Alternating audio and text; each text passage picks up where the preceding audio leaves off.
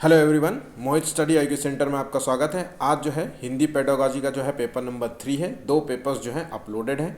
आप जा कर के उनको पेपर्स को सॉल्व करिए अगर अभी तक आपने पेपर सॉल्व नहीं किया है। देखिए, पेपर जो है आपका बिल्कुल नज़दीक है और ये वक्त है ज़्यादा से ज़्यादा पेपर्स लगाने का। आप अपना टेस्ट जो है स्वयं करते रहिए, पेपर्स ज़्यादा से ज़्यादा लगाइए। जो भी आपने अभी तक जो है गलतियां करते आ रहे हैं, चाहे क्वेश्चंस को रीड करने में समस्या हो, आप कुछ क्वेश्चंस कुछ लिखा होता है पढ़ कुछ और जा रहे हैं, या आप ध्यान नहीं लगा पा रहे हैं या चीज़ों को जल्दी से रिकॉल नहीं कर पा रहे हैं, तो ये सारी समस्याएं जो हैं आपके पेपर्स जो है करने से जो है प्रैक्टिस करने से आ जाएंगी। तो ध्यान रखिए। देखिए, आमतौर पे बच्चे जो है 23 से 24 नंबर ले आते हैं, लेकिन कुछ क्वेश्चन जो होते हैं आमतौर पे हर कोई बच्चा जो है 3 से 4 क्वेश्चन जो है डेली गलत कर देता है। ठीक है, पेपर जब आएगा तो उसके साथ यही होगा कि वो 27 से 28 क्वेश्चन सही कर सकता था, लेकिन 20 से 22 ही क्वेश्चन सही कर पाया। ठीक है, तो इस चीज़ के लिए ध्यान रखिए, खूब पेपर्स लगाइए। वक्त है अभी पेपर लगाने का। पेपर्स आपको सब जगह मिल भी रहे हैं। मैं आपको डेली जो है यहाँ पे करंट जो डेली मैं आपको पेपर्स कराता हूँ। डेली 2 पेपर्स जो है आपके अपलोडेड है होते हैं, चाहे वो सीडीपी के पेपर्स हों, चाहे मैथ के पेपर्स हों, चाहे हिंदी के पेपर्स, चाहे ईवीएस के। अभी मैंने थोड़ी देर पहले ये ईवीएस का पेपर्स जो है अपलोड किया है।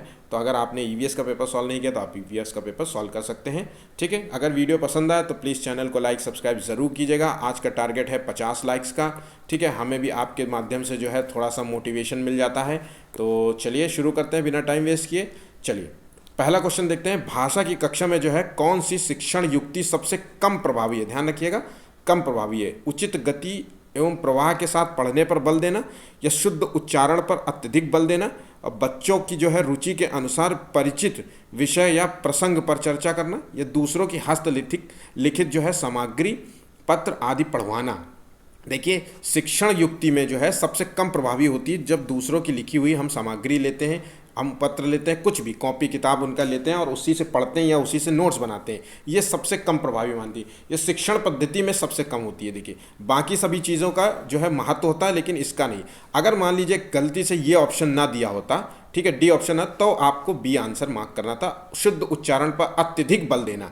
जब कोई बात जब अत्यधिक या केवल या सिर्फ केवल यही हो सकता है या इसके अलावा कुछ नहीं हो सकता, ऐसे ऑप्शंस हो तो हमेशा ये रॉन्ग हो सकते हैं, क्योंकि इनके अलावा भी हो सकता है। लेकिन यहाँ पे चूंकि बेस्ट ऑप्शन हमें चुनना था तो हमें डी नंबर चुनना है। ठीक है, ध्यान रखिएगा, गलती नहीं करिएगा। नेक्स्ट क्वेश्चन देखिए। कहानियाँ जो है बच्चों के भाषा विकास के किस प्रकार सहायक होती हैं? तो ध्यान रखिए, ये भाषिक जो है नियम ही सिखाती हैं, बच्चों के खाली समय का सदुपयोग करने में मदद करती हैं, और ये पाठ्य पुस्तक का सबसे महत्वपूर्ण हिस्सा है। और ये बच्चों की जो है कल्पना शक्ति, सृजनात्मकता और चिंतन को बढ़ावा देती हैं। देखिए, भाषा विकास में सबसे जो है किस प्रकार कहानियाँ जो होती हैं वो भाषा विकास में जो है किस प्रकार से सहायक होती है। ये बच्चों कहानियाँ जब बच्चे सुनते हैं तो उस बच्चों की जो है कल्पना शक्ति बढ़ती है। वो सोचते हैं, मन मन में सोचते हैं कि ये कहानी किस तरीके से चली होगी। ठीक है, उनकी जो है सृजनात्मकता क्षमता बढ़ती है। सृजनात्मकता से मतलब है मौलिक चिंतन करते हैं, उनके विचार बढ़ते हैं, उनका तर्क करने की क्षमता होती है। यहाँ तक कि उनके प्रश्नोत्तर विधि का वो प्रश्न पूछते हैं, प्रश्न करने की क्षमता विकसित होती है, चिंतन करते हैं, मनन करते हैं चीज़ों का। ठीक है, बाकी चीज़ें ये सबसे अति महत्वपूर्ण होती है। ठीक है, ध्यान रखिएगा। नेक्स्ट क्वेश्चन देखते हैं। भाषा अर्जन के संबंध में निम्न कौन सा जो है कथन उचित नहीं है? ध्यान रखिएगा, क्वेश्चंस को गौर से पढ़िएगा। मैं फिर से कहता हूँ, सीटेट जो है ऑनलाइन एग्जाम होता है, और ऑनलाइन में सबसे बड़ी समस्या होती है कि इन जैसे शब्दों का इस्तेमाल जब होता है तो हम ध्यान नहीं दे पाते पढ़ते वक्त, ना हम इस तरीके से निशान मार्क कर पाएंगे। तो जब क्वेश्चन पढ़ते तो हम कभी कभी पढ़ने हमें नोट तो कर लिया होता कि नहीं पूछा, लेकिन हम पढ़ते वक्त जो है गलती से हम उस चीज़ को भूल जाते हैं, क्योंकि हम निशान या मार्क उसमें कुछ नहीं लगा हुआ है। ठीक है, तो इसलिए ज़्यादा से ज़्यादा आप जब प्रैक्टिस करेंगे तो आपको अपने आप आदत हो जाएगी, गलत सेंटेंस आप पढ़ेंगे ही नहीं। ठीक है, तो चलिए देखते हैं कि कौन सा जो है भाषा अर्जन के संबंध में उचित नहीं है। तो भाषा के नियम सीखे जाते हैं।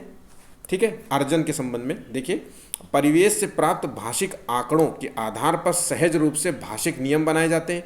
यह भाषा अर्जन में भाषिक परिवेश महत्वपूर्ण होता है, और यह इसमें जो है समाज संस्कृति विशेषताओं को सहज रूप से आत्मसात किया जाता है। तो देखिए, इसका सही जवाब, भाषा अर्जन में जो है भाषा के नियमों को सीखने की ज़रूरत नहीं होती। ऐसा नहीं है कि आपको पहले आप नियम सीखिए फिर तभी आप भाषा सीख पाएंगे, कि पहले मतलब सीखिए, चलिए का खा गा घा सीखिए, छोटा बड़ा सीखिए, ABCD सीखिए, है ना, ए के बाद बी आता है ये सीखिए, इनको मिलान बताइए कि जैसे मोहित मोहित कैसे लिखा जाता है, ये क्या, ये सब चीज़ों के नियमों की कोई ज़रूरत नहीं होती। ये छोटी ई है, ये बड़ी, इन सभी नियमों की कोई जानकारी नहीं होती। भाषा जो है, अर्जन जो होता है वो स्वाभाविक प्रक्रिया है, स्वाभाविक है, सहज है, औपचारिक अनौपचारिक प्रक्रिया है, अपने आप चलती है। जब जिस परिवेश में भी आप रहते हैं, जिस परिवेश में रहते हैं, माता पिता के साथ रहते हैं, अपने पास पड़ोस में रहते हैं, अपने परिवार के साथ रहते हैं, तो वो धीरे धीरे आप खुद ही बच्चे जो हैं अपने आप भाषा सीखने लगते हैं, जिस भी भाषा का वो परिवार आसपास का जो माहौल यूज़ करता है। ठीक है, तो इसमें नियमों की ज़रूरत नहीं होती है, ध्यान रखिएगा। नेक्स्ट क्वेश्चन, कलिका जो है हिंदी भाषा में बोलते समय कई बार अटकती है, आप क्या करेंगे? एज अ टीचर आप क्या करेंगे, सोचिए। तो देखिए, उसे प्रवाहपूर्ण अभिव्यक्ति के नमूने सुनाएंगे और कहेंगे कि उसे भी हु बहू ऐसे ही बोलना है। ठीक है, मतलब ऐसे व्यक्ति की आवाज़, जैसे हम आपस में बात कर रहे हैं और एक लयपूर्ण भाषा में बात कर रहे हैं, लय तरीके से बात कर रहे हैं, बिना रुकावट के बात कर रहे हैं, तो हम ऐसे ही उसको दिखाएंगे कि देखो बेटा ऐसे ही बात करनी है, ऐसे अटक अटक के नहीं बात करनी है। या कक्षा के बाकी बच्चों से कहेंगे कि कलिका के समक्ष जो है प्रवाहपूर्ण अभिव्यक्ति के नमूने पेश करें। सभी बच्चों से कहेंगे कि चलो इनके सामने बोलिए, जल्दी जल्दी बोलिए, ताकि वो बच्चे सुने, देखे, समझे कि कैसे देखो सब बोल रहे हैं। या कक्षा में केवल कलिका को ही बार बार बोलने के लिए कहेंगे, तभी उसको अटकना बंद होगी। या धैर्य रखते हुए उसे सहज अभिव्यक्ति के लिए प्रोत्साहित करेंगे। तो सही जवाब है इसका डी नंबर।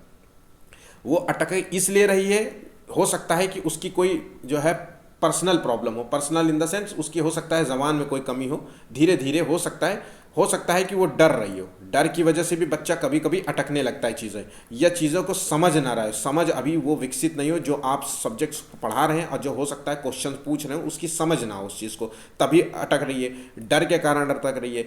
आपका जो है फ्रेंडली माहौल ना हो, आपका फ्रेंडली बिहेवियर ना हो, स्कूल का एटमॉस्फेयर अच्छा ना हो, आसपास के बच्चे उससे अच्छे तरीके से बिहेव नहीं, बहुत सारे कारण हो सकते हैं।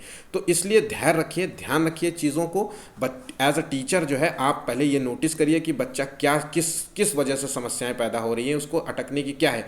बाकी ऐसा तो नहीं है कि वो घर में नहीं अटकता हो और सिर्फ केवल ये स्कूल में अटक रहा हो। अगर वो घर में भी अटकती है तो उसमें धैर्य रखते हुए आपको एक ऐसा माहौल क्रिएट करना है कि बच्चे को बोलने का पूरा मौका मिले। अगर वो अटक भी रहा है तो भी उसको ये फील ना हो कि मैं कुछ गड़बड़ कर रही हूँ। धीरे धीरे वो खुद ही इतनी जल्दी उसका अंदर का जो डर जो है वो खत्म हो जाएगा, प्रोत्साहित हो जाएगी, वो धीरे धीरे अपने आप लयपूर्ण भाषा में बोलने लगेगी। ठीक है, नेक्स्ट क्वेश्चन देखते हैं।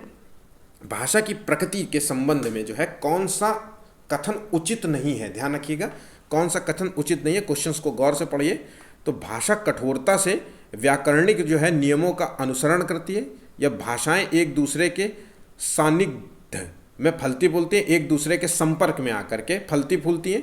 यह भाषा एक नियमबद्ध व्यवस्था है। अब भाषा का जितना अधिक प्रयोग किया जाए उतना ही भाषा जो है, भाषा पर आपकी पकड़ मजबूत होती है। तो देखिए ये उचित नहीं है पूछ रहा है, तो देखिए भाषा जो है कठोरता से व्याकरणिक नियमों का अनुसरण करती है, ये बिल्कुल गलत बात है।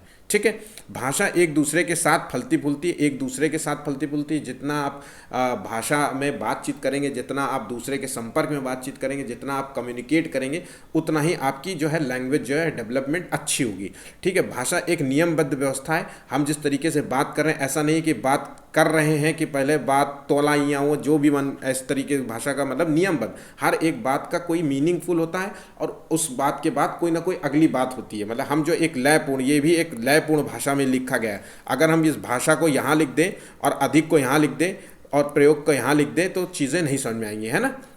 तो इसका जो है उचित आंसर है ए, बाकी सभी सही है। ठीक है, नेक्स्ट क्वेश्चन चलिए देखते हैं। निम्नलिखित में से किस उद्देश्य के लिए प्राथमिक स्तर पर भाषा नहीं सीखी जाती है? ध्यान रखिएगा, निगेटिव टर्म्स में है, जवाब देना है। तो प्राथमिक स्तर पर भाषा नहीं सीखी जाती, तो जीवन के विभिन्न स्थितियों को साधना, या भाषा का व्याकरण सीखना, मन की बात कहना और सुनना, और अपनी अनेक ज़रूरतों को पूरा करना। ठीक है, तो देखिए इसका क्या सही जवाब है।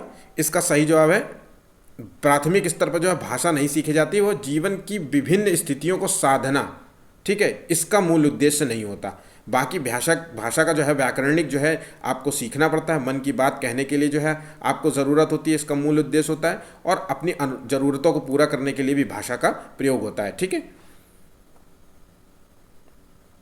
नेक्स्ट क्वेश्चन देखते हैं। तमिल भाषी जो है सुहेल जो है प्रायः भजन को बजन बोलती है, और भाषा के शिक्षक जो है के रूप में आप क्या करेंगे? तो सुहेल को उसकी त्रुटि के लिए डांटेंगे। देखिए पहले भी एक टर्म यूज़ कर दिया डांटेंगे, तो आपको ये समझ में आ गया कि ये तो नहीं आंसर।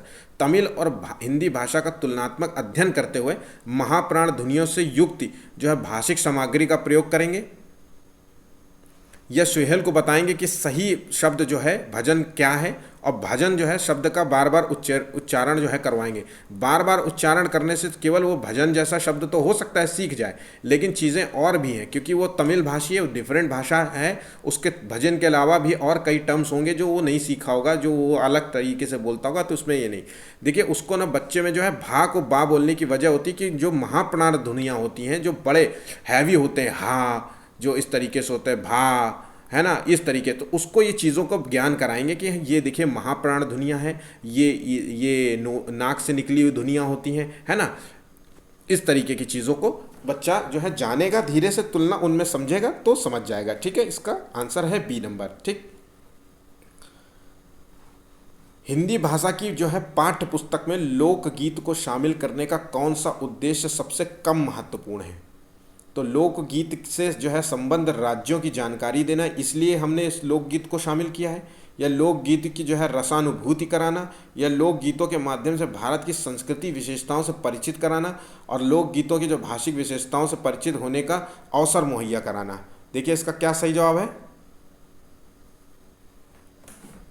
तो इसका सही जवाब है, देखिए प्राथमिक स्तर पे जो है लोक गीतों के माध्यम से भारत की सांस्कृतिक जो है विशेषताओं से परिचित कराना। बच्चे का ये लिए बहुत महत्वपूर्ण नहीं है। लोक गीतों के संबंध में राज्यों की जानकारी देना महत्वपूर्ण होता है, क्योंकि बच्चा जो है धीरे से समझेगा कि कितने स्टेट्स हैं, उन स्टेट्स में क्या विविधताएं पाई जाती हैं, चीज़ों समझ। लोक गीतों की रसन, भाई हमने जब किसी म्यूज़िक हमने इसीलिए सुनाया ताकि बच्चा जो है उसमें इंटरेस्ट ले। लोकगीतों की रसानुभूति इसीलिए की जा रही है कि रस की प्राप्ति हो, बच्चा खुश हो, महसूस हो उसको वो गाना। जैसे हम गाने सुनते हैं तो हम रसानुभूति की महसूस करने लगते हैं ना, अरिजीत का सुने या चाहे जिसको भी सुनते हो आप लोग, तो वही चीज़ है। लेकिन संस्कृति से इसका कोई लेना देना नहीं होता फिलहाल के लिए, है ना। उस छोटे से बच्चे की संदर्भ में यह बात कही जा रही है। ठीक है, भाषाई विशेषताओं को परिचित होता है। जब वो गीत गाएगी किसी भी भाषा में जब गाएगी तो उस चीज़ को बच्चा समझेगा कि ये किस भाषा में बोला गया है, तो उससे एक नई भाषा को परिचित होगा बच्चा। ठीक है, नेक्स्ट क्वेश्चन देखते हैं। उच्च जो है प्राथमिक स्तर पर बच्चों के लिए साहित्य का चयन करते समय आप किस बात का सर्वाधिक ध्यान रखेंगे? ध्यान रखिएगा, मोस्ट इंपॉर्टेंट क्वेश्चन है, ध्यान रखिएगा। रचनाओं की लंबाई, बच्चों का जो है स्तर और रुचि, सरल भाषा, या रचनाकार की प्रसिद्धि की, मतलब जो जिसने ये साहित्य लिखा है उसकी प्रसिद्धि, इस बात का ध्यान रखेंगे। इसका सही जवाब है बी नंबर। बच्चों का जो है स्तर और रुचि का सर्वाधिक ध्यान रखेंगे।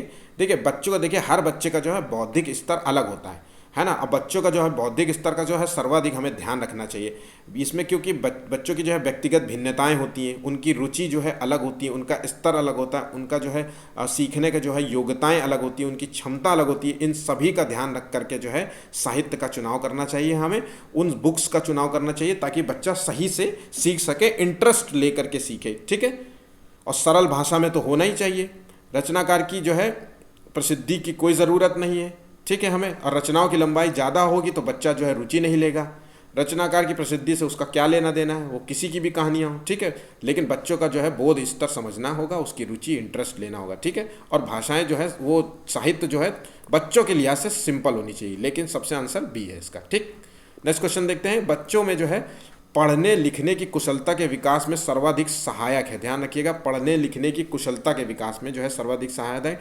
तो श्रुत लेख का कार्य, कहानी पढ़कर सवाल बनाना, प्रदूषण पर निबंध लिखना, और सुलेख का कार्य। देखिए पढ़ने लिखने की कुशलता में प्रदूषण पर लिखने, निबंध लिखना, हमने अगर इसका सही जवाब मैं पहले दे देता हूँ फिर उसके बाद में समझाता हूँ। तो देखिए पढ़ने लिखने की कुशलता के संबंध में जो है इसका सही जवाब है कहानी जो है पढ़कर हम सवाल बनाना जो है सर्वाधिक सहायक होता है। अब देखिए कहानी पढ़कर जो है सवाल बनाने का क्या समझे, कहानी से जो है बच्चा जो है समझने की कोशिश करता है कि इस कहानी का मूल अर्थ क्या था। देखिए मूल अर्थ निकालता है बच्चा कहानी का। ठीक है, उस मूल अर्थ का जब निकालता है तो कहानी को जो अपने अनुसार से उसमें जोड़ने का कोशिश करता है, कि उसमें लिंक लगाने की कोशिश करता है, अपने से जोड़ता है। ठीक है, कि क्या है कैसे है, और उस कहानी से जो है निकले प्रश्नों को समझने की कोशिश करता है कि प्रश्नों क्या थे, हम इसमें क्या क्वेश्चन पूछ सकते हैं। कहानी को जब सुनेगा तब कुछ तो पूछेगा कि ये क्या था, ये राजा क्या था, ये रानी कौन थी, ये कैरेक्टर कौन था। ठीक है, इन सब से जो है बच्चे का जो है भाषा कौशल का विकास होता है। पढ़ने की क्षमता का विकास होता है, उसका ध्यान केंद्रित होता है। भाई प्रश्न पूछने के लिए उसको पहले कहानी तो समझना होगा, और जब कहानी समझेगा इसका मतलब कहीं ना कहीं बच्चे ने उस कहानी को बहुत अच्छे से ध्यान से मन लगा के सुना है। ठीक है, तो कहानी पढ़कर जो है सवाल बनाना जो है ये लिखने की कुशलता के विकास में सर्वाधिक सहायक होता है। ठीक है, नेक्स्ट क्वेश्चन देखते हैं।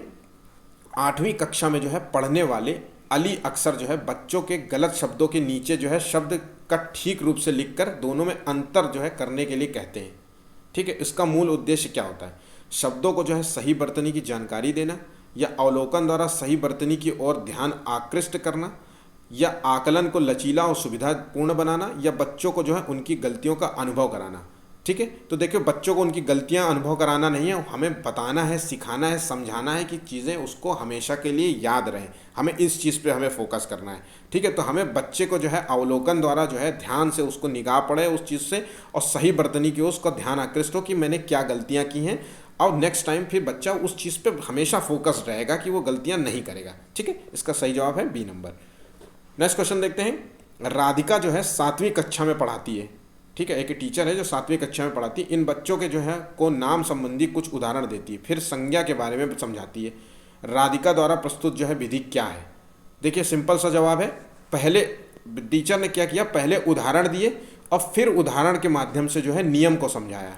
ठीक है, उदाहरण के माध्यम से नियम को समझाया। उदाहरण का जो है उस एक तरीके से जो है उदाहरण का उन्होंने जो है निरीक्षण किया कि उदाहरण के माध्यम से क्या हो, निरीक्षण किया, उसी उदाहरण का विश्लेषण भी कर दिया। ठीक है, तो यही तो किया उन्होंने कि पहले उन्होंने उदाहरण दिया, फिर बाद में उन्होंने संज्ञा को समझाया कि क्या होता है। तो ये विधि जो कहलाती है ये आगमन विधि कहलाती है। पहले ये क्वेश्चंस को बिल्कुल याद कर लिए। आगमन विधि में ध्यान रखिएगा, उदाहरण पहले दिया जाता है, फिर नियम दिया जाता है, या आप रट लीजिए।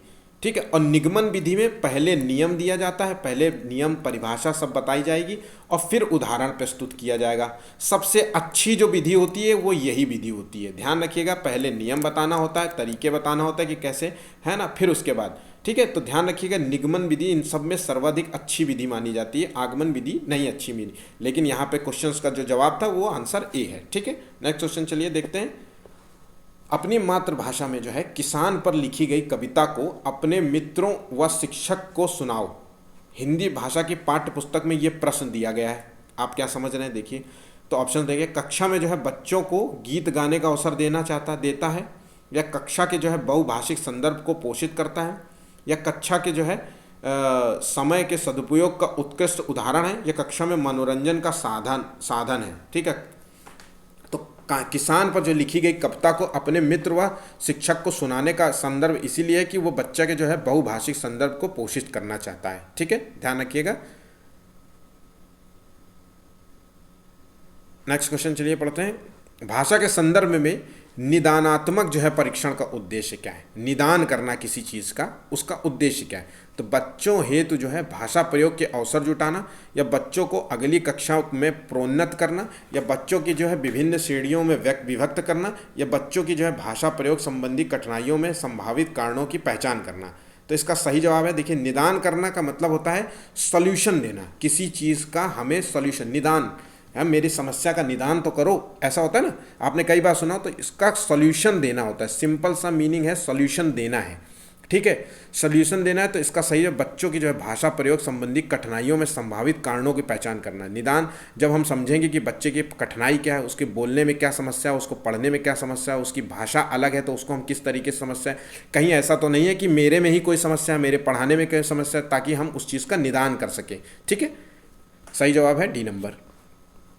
सोहेल भाई साहब 1 साल पहले जो है असम से पंजाब आए हैं और वो हिंदी भाषा का प्रयोग करते समय बहुत सारी गलतियां कर रहे हैं। एक शिक्षक के रूप में आप क्या करेंगे? देखिए बहुत सिंपल सा है, लेकिन अक्सर ये सारे क्वेश्चंस जो हैं रिपीटेड हैं, समझ लीजिए। और अक्सर ये क्वेश्चंस जो है निदानात्मक और भाषा के शिक्षण में किनका योगदान होता है, किस चीज़ का मूल उद्देश्य क्या है, इस तरीके के क्वेश्चंस भरपूर मात्रा में आते हैं। आपको बस प्रैक्टिस करनी है। देखिए क्वेश्चंस को सही समझ, ये क्वेश्चंस गलत मत कीजिएगा अभी तक। ठीक है, तो देखिए पढ़ते हैं क्या है। उसे रोज़ 1 घंटा हिंदी भाषा के शब्द बोलने का अभ्यास कराना चाहिए। या सोहेल को भाषा प्रयोग के अधिकाधिक जो है अवसर व प्रोत्साहन देना चाहिए, या सोहेल को बार बार उसकी त्रुटियों के बारे में बताना चाहिए, या सोहेल की मातृभाषा का प्रभाव लक्ष्य जो है भाषा पर नहीं पड़ने देना चाहिए। तो इसका क्या जवाब होगा बताइए, आप लोगों ने सोचा हो इसका सही जवाब है बी नंबर। सोहेल को जो है भाषा प्रयोग के लिए अधिक से अधिक, वो उसकी नई भाषा है, वो असम की भाषा बोलता था, अब धीरे से वो पंजाबी आ गया, पंजाब में आया और वहाँ पे तो देखिए सभी पंजाबी बोल रहे हैं, और पंजाबी बोलने की वजह से उसको शायद में भी थोड़ी सी आती है, पंजाबी बोलना आता है तभी तो वो प्रयोग कर हिंदी भाषा का, वहाँ हिंदी भाषा बोली जा रही है, और हिंदी भाषा का प्रयोग करते हुए कुछ गलतियाँ तो कर रहा है, शाब्दिक गलतियाँ हो सकता है, लिखने में गलतियाँ कर रहा हो सकता है, कुछ शब्दों को जो है बोलने में गलतियाँ कर रहा हो, तो उसमें जो है बच्चा धीरे धीरे सीखेगा, क्योंकि उसकी पुरानी भाषा उसके साथ है, इसलिए उसको थोड़ा सा वक्त लगेगा। धीरे धीरे उसको अवसर दीजिए, प्रोत्साहन दीजिए, ठीक है, उसको मौके दीजिए, ज़्यादा मौके दीजिए अन्य की अपेक्षा, धीरे से वो सीख जाएगा। ठीक है, नेक्स्ट क्वेश्चन देखते हैं। दूसरी भाषा, द्वितीय भाषा के रूप में हिंदी सीखने का क्या मूल उद्देश्य होगा? तो मानक हिंदी लिखने में निपुणता प्राप्त करना है, या हिंदी और अपनी जो है मातृभाषा के अंतर को कंठस्थ करना है, या हिंदी के व्याकरण पर अधिकार जो है प्राप्त करना है, या दैनिक जीवन में जो हिंदी को समझने व बोलने की क्षमता का विकास करना है। देखिए सही जवाब, तो इसका जो है मूल उद्देश्य दूसरी भाषा का, मान लीजिए आप हिंदी भाषा जानते हैं तो आप दूसरी की भाषा के रूप में इंग्लिश बोलना चाहते हैं या पंजाबी बोलना चाहते हैं, ठीक है, कोई अन्य भाषा बोलना चाहे, तो इसका केवल मूल उद्देश्य ये है कि आप जो है दैनिक जीवन में जो है हिंदी में समझने और बोलने की क्षमता का विकास करना चाहते हैं। हिंदी सीखने का मतलब, कहने का मतलब आप इंग्लिश जानते हो सकता है आप हिंदी समझना, तो बस आपको दिनचर्या जहाँ भी आप रह रहे हैं वहाँ पे आप हिंदी भाषा को भी एक बोलने की क्षमता विकास करना चाहते हैं। ठीक है, हम आप सभी को मेरा मानना है कि हम सभी मनुष्य को कम से कम एटलीस्ट 2 भाषाओं का बोलना आना चाहिए। इसकी वजह यह है कि जब आप किसी भाषा में निपुणता हासिल करते हैं, जब आप बोलने लगते हैं, मान लीजिए आपकी हिंदी है और आपने इंग्लिश में निपुणता हासिल, इससे बच्चा ही नहीं व्यक्ति के अंदर भी जो है तार्किकता का विकास बहुत भरपूर मात्रा में होता है। ठीक है, तार्किकता का विकास होता है, उसके सोचने की क्षमता, उसका बुद्धि का जो है संज्ञानात्मक विकास भरपूर होता है। इसलिए हमेशा हम सभी को जो है 2 भाषाएं जरूर सीखनी चाहिए, हिंदी इंग्लिश तो मोस्टली सीखनी ही चाहिए। ठीक है, निम्नलिखित में से कौन सा जो है उच्च प्राथमिक स्तर पर भाषा शिक्षण का उद्देश्य नहीं है? ध्यान रखिएगा, चलिए ऑप्शंस पढ़ते हैं। सही रूप से समझना, ये क्या मूल उद्देश्य नहीं है प्राथमिक स्तर पर भाषा शिक्षण का? तो सही रूप से समझना, भाई समझेंगे नहीं तो कैसे समझेंगे? ठीक है, या व्याकरण के नियमों को रटना, क्या ये उद्देश्य है? या निजी अनुभवों के आधार पर भाषा का सृजनशीलता का प्रयोग करना? आपका अगर पर्सनली कोई चीज़ इसके अंदर आती है, भाषा के लिहाज से कोई चीज़ आप उसमें क्रिएट करना चाहते हैं तो कर सकते हैं। दूसरे के अनुभवों से जुड़ना, ठीक है, और संदर्भों को, चीज़ों को समझना। तो सही जवाब इसका जो है उद्देश्य नहीं होना चाहिए, वो व्याकरण के नियमों को रटना उद्देश्य नहीं होना चाहिए। रटना कहीं पे भी शामिल नहीं है, वो किसी भी नियम में शामिल नहीं होता, चाहे वो किसी भी सब्जेक्ट्स में शामिल नहीं होता। ठीक है, इससे बच्चा जो है रटने से जो है बच्चे के जो अंदर जो है क्रिएटिविटी जो है ख़त्म हो जाती है। ध्यान रखिएगा, क्रिएटिविटी जो है पूरी रूप से ख़त्म हो जाती है। ठीक है, रचनात्मक क्षमता ख़त्म हो जाती है। ठीक है, जब वो रचता है या नकल करता है, रचना हो गया या नकल करना हो गया, इस तरह से बच्चा जो है उसका तार्किक क्षमता जो है बिल्कुल क्षीण हो जाती है, ख़त्म हो जाती है, शून्य, ज़ीरो। ठीक है, जब एक टाइम के बाद जब आप मान लीजिए उसके जो रटने की प्रक्रिया ख़त्म हो जाएगी या उसको चीज़ें नहीं मिलेंगी तो वो उस चीज़ों का सही से जवाब भी नहीं दे पाएगा। ठीक है, नेक्स्ट क्वेश्चन देखते हैं। भाषा अर्जन और भाषा अधिगम में महत्वपूर्ण अंतर है, किस चीज़ का अंतर है? भाषा अर्जन और भाषा अधिगम। ठीक है, तो देखिए भाषा का कठिनाई स्तर है, यह भाषा की पाठ्य पुस्तक है, यह भाषा सीखने सिखाने की पद्धति है, यह भाषा परिवेश की उपलब्धता है। तो देखिए भाषा अर्जन जो अर्जित की है, परिवार से अर्जित की है, ठीक है, आसपास पड़ोस से अर्जित की है, ठीक है, अपने दोस्तों से अर्जित की है, जिस ग्रुप में रहते हैं उससे अर्जित की है, किताबों से भी अर्जित की है। और भाषा अधिगम जो है ये भाषाई परिवेश की उपलब्धता से संबंधित है। ठीक है, मुख्य अंतर यही है। ठीक, नेक्स्ट क्वेश्चन देखते हैं। शिक्षक की जो है स्वयं की भाषा प्रयोग की कुशलता है, शिक्षक की जो है स्वयं की भाषा प्रयोग की कुशलता है किस बात पर? तो बच्चों के जो है भाषा प्रयोग के लिए आदर्श रूप प्रस्तुत करना। ठीक, बच्चों के जो है भाषा प्रयोग पर कोई प्रभाव नहीं डालती है। अगर मान लीजिए कि टीचर किसी भी भाषा में बात करे, कैसे भी बात करे, वो बच्चों पर कोई भी प्रभाव नहीं पड़ता। या बच्चों को जो है अलंकारिक भाषा का प्रयोग करने के लिए प्रेरित करती है, या बच्चों की जो है भाषा का अनुकरण करने के लिए बाध्य करती है। अब बताइए इसका सही जवाब क्या है। तो इसका सही जवाब है भाषा बच्चों की जो है भाषा प्रयोग के लिए आदर्श रूप प्रस्तुत करती है। टीचर जो है, टीचर को हमेशा जो है बच्चों के साथ एक आदर्श रूप से व्यवहार करना चाहिए, आदर्श रूप में व्यवहार करना चाहिए, ठीक है, क्योंकि टीचर से ही बच्चा सीखता है। बच्चा जो है सीखता है, इनकी भाषा सीखता है। अगर आप बच्चे से अच्छे से बात करते हैं, टीचर ही नहीं, पेरेंट्स की भी बात हो रही है यहाँ, एक केवल टॉपिक टीचर ही नहीं है यहाँ, एज अ पेरेंट्स भी आप अगर बच्चे से आदर्श रूप में व्यवहार करिए, जैसा आप चाहते हैं कि मेरे बच्चे में वो गुण हो उसी तरीके से आप भी बच्चे से बिहेव करिए। बच्चे से अगर आप करके बात करेंगे तो बच्चा भी आप करके बात करेगा, अगर बच्चे से आप तू करके बात करेंगे तो बच्चा भी तू करके बात करेगा, ठीक है। बच्चे के सामने गलत हरकत करेंगे, लड़ाई झगड़ा करेंगे, गाली गलौज करेंगे तो बच्चा भी वही सीखेगा। इसलिए आपको आदर्श रूप प्रस्तुत करना पड़ेगा बच्चे के सामने, ठीक है। नेक्स्ट क्वेश्चन देखते हैं, भाषा शिक्षण में कौन सा बिंदु जो है सबसे कम महत्वपूर्ण है। ध्यान रखिएगा, सबसे कम महत्वपूर्ण है भाषाई अभ्यास। क्या सबसे कम महत्वपूर्ण है? भाषाई परिवेश, पाठ्य सामग्री, परीक्षाएं। तो देखिए भाषा शिक्षण में ध्यान रखिएगा, पाठ्य जो है सामग्री जो है कम महत्वपूर्ण होती है। भाषाई अभ्यास और भाषाई परिवेश से ही तो बच्चा जो है भाषा में पकड़ सीखेगा, इसी से जो है भाषा में बच्चे के अंदर जो है पकड़ आएगी, ठीक है। वो भाषा जो है बोलने चालने सीखेगा। भाषाई अभ्यास से परिवेश मतलब आप परिवंश मतलब आसपास के जो है माहौल से, पाप घर का माहौल हो सकता है, बाहर का माहौल हो सकता है, दोस्त का माहौल, उस भाषा की पकड़ से ही तो वो परीक्षाएं देगा। अरे एग्ज़ाम में बैठेगा तभी तो परीक्षाएं देगा। तो भाषाएं की जब बच्चे में पकड़ होगी तभी तो वो परीक्षाओं में लिखने की क्षमता विकसित कर पाएगा। परीक्षा में तो सोचना होता है, लिखना होता है ना, नए भाषाओं का प्रयोग करना होता है। वोकैबुलरी जो बच्चे के अंदर होती है ना, कहते हैं ना बच्चे के अंदर ज़्यादा से ज़्यादा जो है शब्द ज्ञान भंडार भरना चाहिए, ताकि बच्चा चीज़ों को ज़्यादा तरीके से ज़्यादा शब्दों में समझा सके। पाठ्य सामग्री का कोई रोल नहीं होता, ठीक है।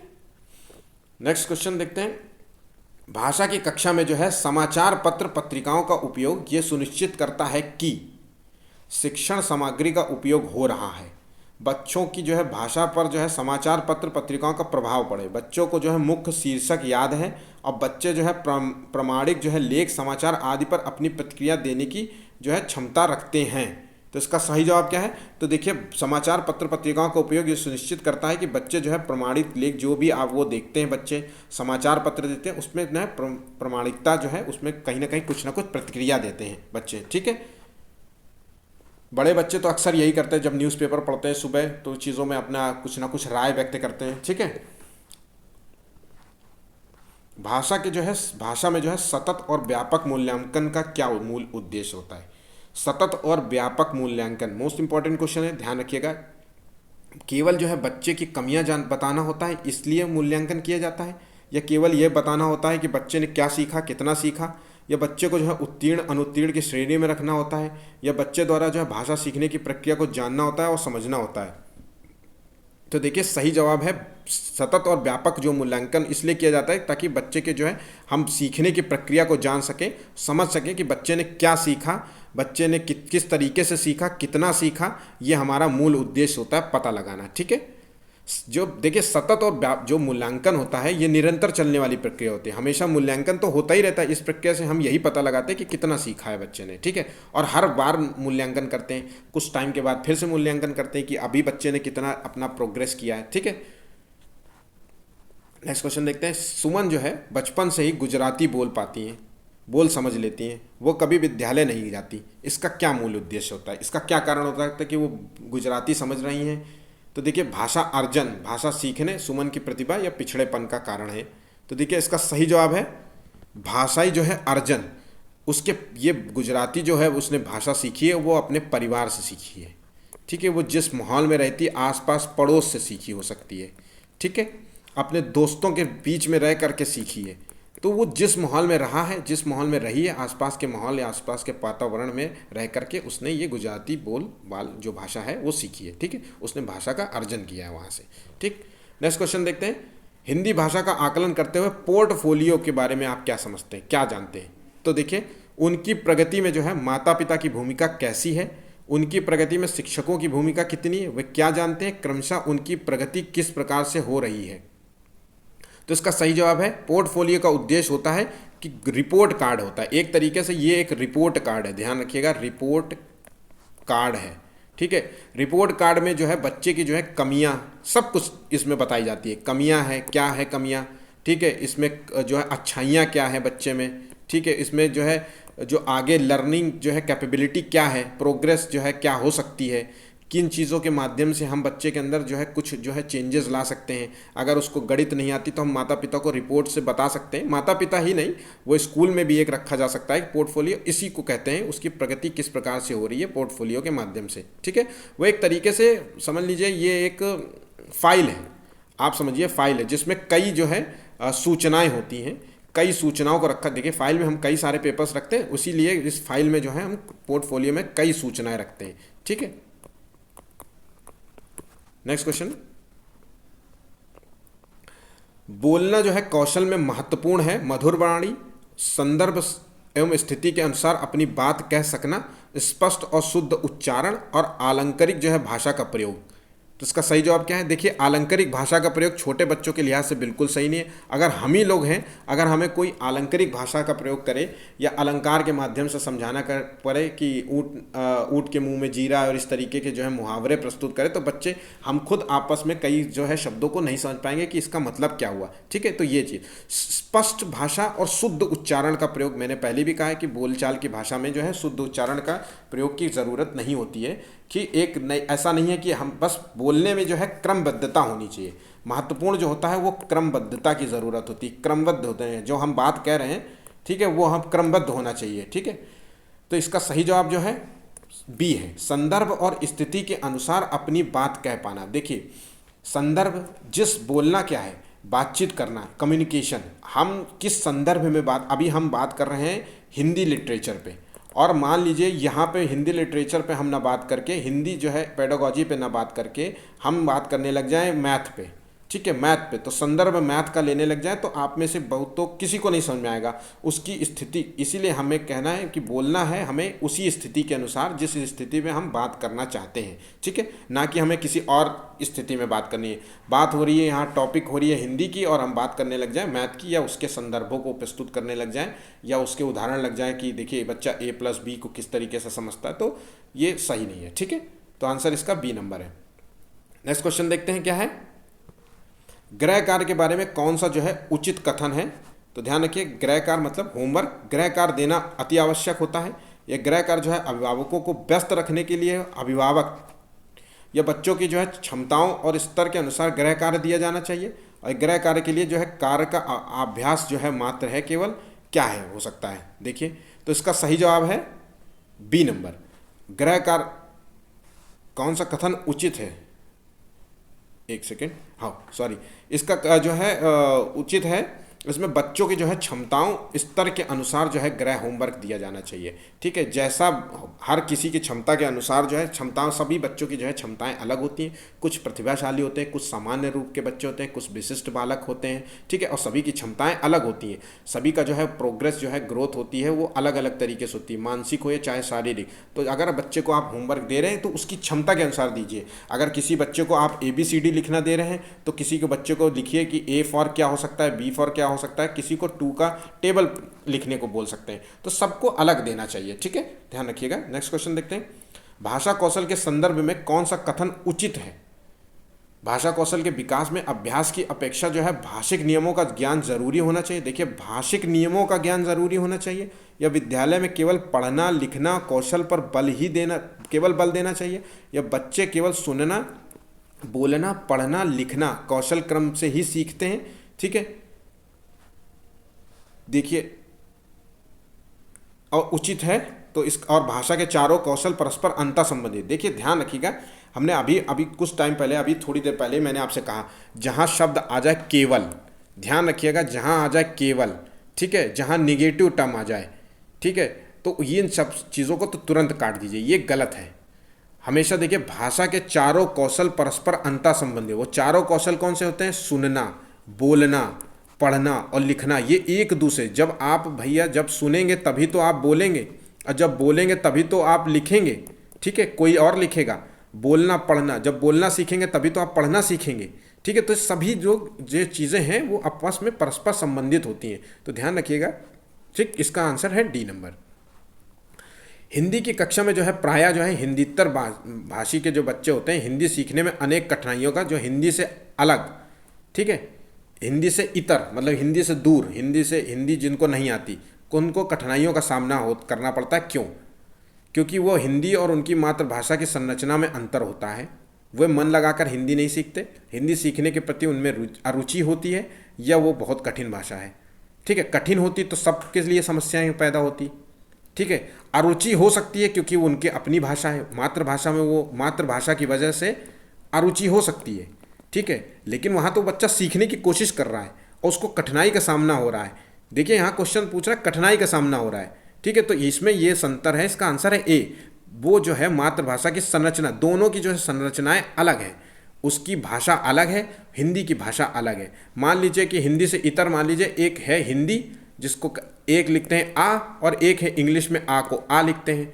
अब दोनों का जो है संरचना अलग है, मीनिंग अलग है, तरीके अलग है, शब्द यहाँ तक कि लिखने का तरीका अलग है। इसमें जब तक बच्चे को अंतर नहीं समझ में आएगा, चीज़ों को नहीं समझ पाएगा कि ये दोनों इक्वल हो सकते हैं, तो चीज़ें उसके लिए आसान नहीं होंगी, इसलिए उसको कठिनाई हो रही। आंसर ए है। बच्चे में जो है लेखन कौशल का मूल्यांकन करने के, लिखने वाली जो है, ठीक है, कौशल का मूल्यांकन करने के लिए कौन सी विधि सबसे बेहतर होगी? सुंदर लेख का अभ्यास कराएं। ठीक, अपने अनुभवों को लिखना, श्रुति लेख सुनकर लिखना, श्रुति लेख मतलब सुनकर लिखना, हमने बोला और उसने लिख लिया, या फिर पाठाधारित मतलब पाठ पर आधारित जो है प्रश्नों के उत्तर लिखना। बताइए इसका क्या जवाब हो सकता है?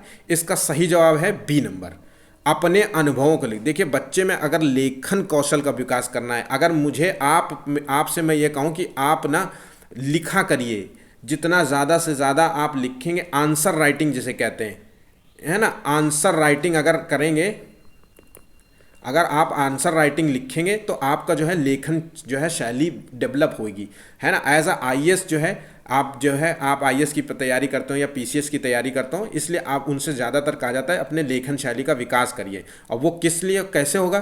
तो उसमें क्या है, अपने अनुभवों को लिखना, आपने क्या फील किया है। ये छोटे बच्चों के लिहाज से इसलिए उसमें अनुभव शामिल है। अगर आप बड़े होते तो आप किसी भी चीज़ में आप ऐसे लिख सकते, आपने ऐसे पढ़ लिया, उसके बाद आप लिख देते ऐसे, उसमें आपने क्या फील किया, क्या चीज़ों को आप समझाएं, वो चीज़ें।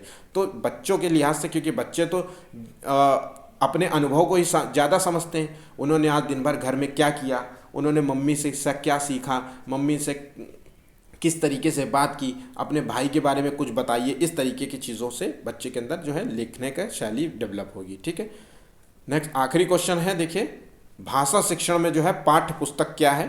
अनावश्यक है, एकमात्र संसाधन है, साधन है या साध्य है? देखिए क्या है, तो भाषा जो है शिक्षण में जो है पाठ्य पुस्तक जो है वो एक साधन है। ध्यान रखिएगा, एक साधन है। साधन और साध्य में अंतर समझिए क्या होता है, इस चीज़ को समझिए पहले। इसका आंसर है डी नंबर। मैं आपको समझाता हूँ साधन क्या होता है। पहले साधन का मतलब होता है कि किसी भी लक्ष्य को, ध्यान रखिएगा, लक्ष्य जो होता है जिसे हम कहते हैं गोल, ठीक है, किसी गोल को पाने के जो है उपाय, गोल को, लक्ष्य को पाने का उपाय किस माध्यम से, मतलब या उपाय या माध्यम। तो हम अगर मान लीजिए हम भाषा शिक्षण सीखना चाहते हैं तो हमारा जो है वो लक्ष्य है भाषा शिक्षण, और इसको पाने का जो है लक्ष्य है वो है पुस्तक, इसलिए उसको साधन कहेंगे। और वहीं पे जो साध्य होता है वो होता है जिसको पाना है, किस, इस संदर्भ में किसको पाना है, ठीक है, ये होता है जिसको पाना होता है। ठीक है, ठीक, तो यहाँ जो है साध्य है भाषा और साधन है पुस्तक। ध्यान रखिएगा, यहाँ जो है साध्य है भाषा और साधन है पुस्तक। ठीक है, समझ गए हो आंसर? चलिए आज का जो है सेशन जो है 30 क्वेश्चंस का सेशन समाप्त हुआ है। पेपर कैसा लगा हमें ज़रूर कमेंट कीजिएगा।